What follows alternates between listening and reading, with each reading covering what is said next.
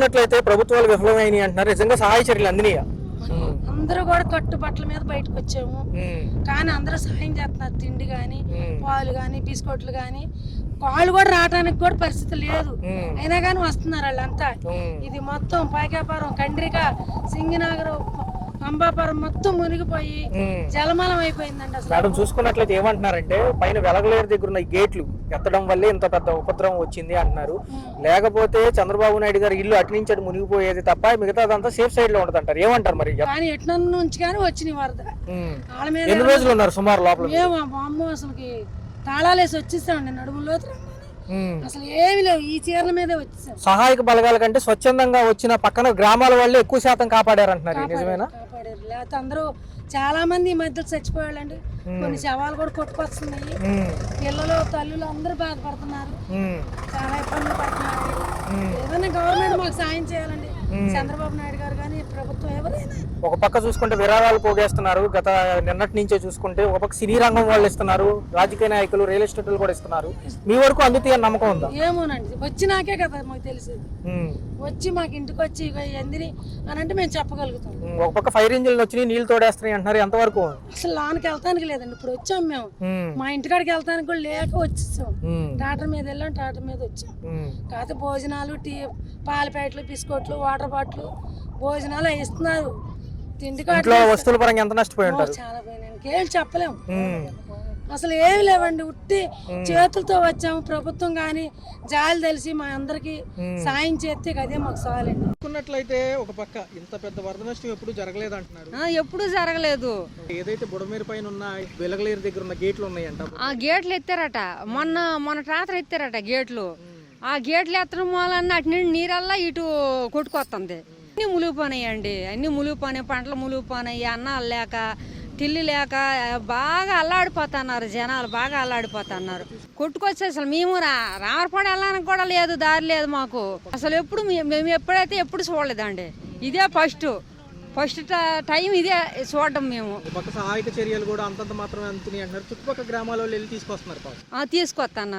అది మాకైతే అసలు జగనన్న కాలనీలో ఉంటాము, మాకైతే నీరు అయితే లేదు, కానీ రోడ్లు బురద రాలేము, చేయలేము. రాపోనే సరే వస్తున్నాం ఇక్కడ దాకా. మేము రామరపాడు వెళ్ళాలి ఆ పనులకి. రామరపాడు అన్నానికి 3 రోజులు వస్తాను, 3 రోజులు తిరిగి వెళ్ళిపోతాం ఇంటికి. పనిలోకి వెళ్ళైపోతున్నాము. అసలు మాకు 4 ఈ వేళకి 5 రోజులు అయ్యింది. 5 రోజులని గ్యాస్ లేదు, వండుకోవడానికి లేదు. అదే బండ్లు పట్టుకుని తిరుగుతున్నాము అక్కడికి వెళ్ళి తెచ్చుకోవడానికని. ఒకవేళ ఇక్కడ ఒప్పుడుగా అయ్యిందంటే వెళ్ళి తెచ్చుకుంటాము అనుకుంటే ఎక్కడ అటు వెళ్ళడానికి కూడా దారి లేదు మాకు. ఇక్కడ దాకా వస్తున్నామో మరి తిరిగి వెళ్ళిపోతున్నాము. మనుషులు వెళ్ళడానికి కూడా సోదానం లేదు. ఇల్లు ఇక్కడ దాకా అయితే సగం వరకు అయితే నడుచుకుంటూ వెళ్తున్నారు జనాలు. అక్కడ కానీ మనుషులు కూడా వెళ్ళడానికి లేదు కదా. రాజకీయ నాయకులు తిరుగుతున్నారు, ఏంటి ఈ సహాయం అంతా అందిందంటారు అసలు?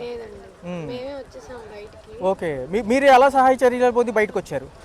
మేము వాటర్లోనే వచ్చామండి, అలానే వాటర్లోనే వచ్చి ఇక్కడ ట్రాక్టర్ తీసుకొని నుండి వచ్చేసాం. ఓకే, చంద్రబాబు నాయుడు గారు వచ్చిన మధ్య పర్యటించారు గత 2 రోజుల క్రితం. ఏదైతే ఉందో సహాయ చర్యలు లోపలికి అందుతున్నాయా నిజంగా? మా దాకా రాలేదు, ఇంకా ఫ్యామిలీలు ఉన్నాయి, లేదు, వాటర్ లేదు, పవర్ లేదు. 3 డేస్ అలాగే ఉండిపోయాం. ఇంకా నిన్న ధైర్యం చేసి ఆ వాటర్ లోనే అలాగే వచ్చి ట్రాక్టర్ లోంచి వచ్చేసి. ఒక పక్క చూసుకుంటే స్వచ్ఛందంగా పరివాహక ప్రాంతాల్లో ఉన్న గ్రామ ప్రజలు వచ్చి తీసుకొస్తున్నారు. సో చూసుకున్నట్లయితే ఎలా ఉంది మేడం? అంటే ప్రభుత్వం ఎంతవరకు సక్సెస్ అయింది, ఎంతవరకు ఫెయిల్ అయింది అంటారు ఈసారి? మా సైడ్ రాలేదండి, మరి మిగతా అంతా అందిందేమో తెలియదు, కానీ మా సైడ్ అయితే రాలా. అక్కడ కరకట్ట మీద చంద్రబాబు ముఖ్యమంత్రి గారి ఇల్లు ఉంది, సో అది మునిగిపోద్దనే ఉద్దేశంతో ఇటు ఎత్తాము అంటున్నారు, ఎంతవరకు సమంజసం? రోజులు బట్టి ఇలాగే ఉన్నామండి. ఓకే, అసలు ఉండడానికి కూడా ప్లేస్ లేక ఎంతో ఇబ్బంది పడుతుంది. ఏ ఊరు మేడం అసలు మీరు ఎక్కడి నుంచి వచ్చారు? ఇక్కడికి మా ఆయన జాబ్ అయితే ఇక్కడికి వచ్చాం. అవునండి, ఇక్కడ నుంచి మా ఊరు వెళ్ళడానికి కూడా బస్సులు ఏం తిరగట్లేదు, ఎంతో ఇబ్బందిగా ఉంది.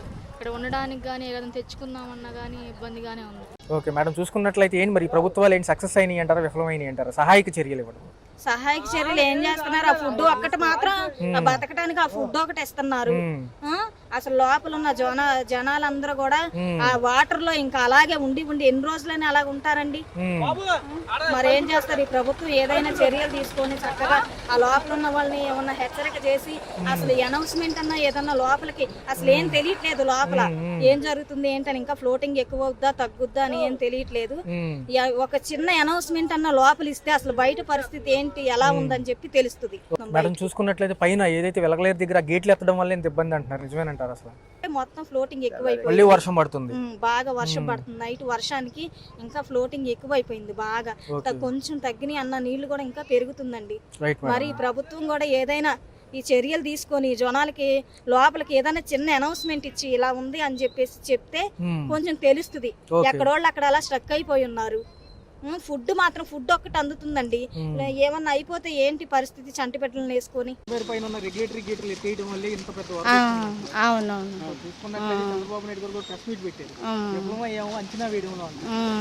బానే ఉంది. కాకపోతే వాటర్ కరెంటు లేక తాగినా కానీ ఇంకా 2 రోజులు పడద్ది, వరద తగ్గలేదు కానీ అనుకుంటున్నామండి. దేవుడి దయ వల్ల తగ్గిపోతే ఆదివారం నుంచి అండి, ఆదివారం సండే నుంచి. ఫుడ్కి వాటికి లోటు లేదండి, చక్కగా ఇస్తున్నారు, ఏం పర్వాలేదు. కాకపోతే కరెంట్ లేదు కదా, దోమలతో ఇబ్బంది.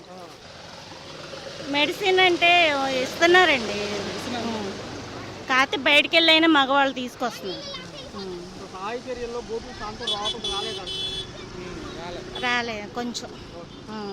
చంద్రబాబు ముఖ్యమంత్రి గారి ఇల్లు ఉంది, సో అది మునిగిపోద్దనే ఉద్దేశంతో ఇటు ఎత్తాము అంటున్నారు. ఎంతవరకు సమంజసం? వాళ్ళు చేసేవాళ్ళు చేస్తున్నారు.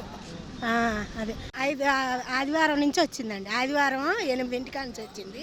ఇబ్బంది పడ్డాము. మరి వాటర్ అయి దొరుకుతున్నాయి, 2 రోజులు పాటు దొరుకుతున్నాయి కానీ మంచినీళ్ళు తాగటానికి మరి ఇంక దానికి దొరకట్లేదు నీళ్ళు. అందిని 2 రోజులు బట్టి అందుతున్నాయి. జరిగింది అంటున్నారు. అసలు అసలు సడన్ గా వచ్చేసినాయి. కింద ఇల్లు అయితే అసలు ఏమీ తీసుకోలేదు, సామాన్లు అందరి మునిగిపోయాయి. వచ్చారు, అటువైపు వచ్చారంట. అది మేము వచ్చేసాము, ఇంకెక్కడికైనా వెళ్ళిపోయాక వచ్చేసాము. అక్కడ ఇల్లు వాటర్ లేక వచ్చేసాము. కొంచెం దూరం ఎక్కడికైనా వెళ్తాకి ఇంకో వస్తాయని అంటున్నారని. విఫలమైనందుకు ప్రజలు ఎంత ఆర్థికంగా అయినా ఏ రకంగా అయినా నీళ్ళు లేక తిండి లేక ఎన్ని రకాలుగా ఇబ్బంది పడ్డారు. కాలనీలో తెలిసినాయి. ఆదివారం మార్నింగ్ మాకు 7 నుంచి వచ్చింది, కానీ అధికారులందరికీ ముందుగానే తెలుస్తాయి కదా ఇటువైపు వరద వస్తుందని. మాకు ఇన్ఫర్మేషన్ ఇవ్వలేదు కదా. వాటర్ అది అందిస్తున్నారండి, కానీ ఇప్పుడు వాటర్ తాగడానికి వస్తుంది కానీ మిగతా అన్న అవసరాలకి రావు కదా. మిగతా వాళ్ళంతా ఏముందండి, మేము మామూలుగా జనరల్గా మీకు ఇప్పుడు తెలిసిందే కదా సిచ్యువేషన్ అంతా. అలానే మొత్తం నిండిపోయి వాళ్ళు ఇబ్బంది పడుతున్నారు. మేము అనేది బయటకు వచ్చాము, మా చుట్టాల ద్వారా మేము బయటకు వచ్చాము. ఇప్పుడు ఈ పూటకి బయట మేడం గారు చూసుకున్నట్లయితే ఇంత వరద ఉధృతి ఎప్పుడన్నా చూసారా? లేదు, ఇదే ఫస్ట్ టైం. సుమారు చూసుకుంటే వారం పైన అవుతుంది. చాలా వరకు ఫుడ్ సప్లై అవ్వట్లేదండి. అంటే మేము మాకు సంబంధించిన ఫుడ్ ప్రిపేర్ చేసి పంపించాము. ఓకే, మా చర్చి వాళ్ళు కూడా ఉన్నారు విజయవాడలో. కొంచెం నడుము దాకా నీళ్ళు వచ్చినాయి, అంటే వారం పైన పట్టచ్చు. Right madam.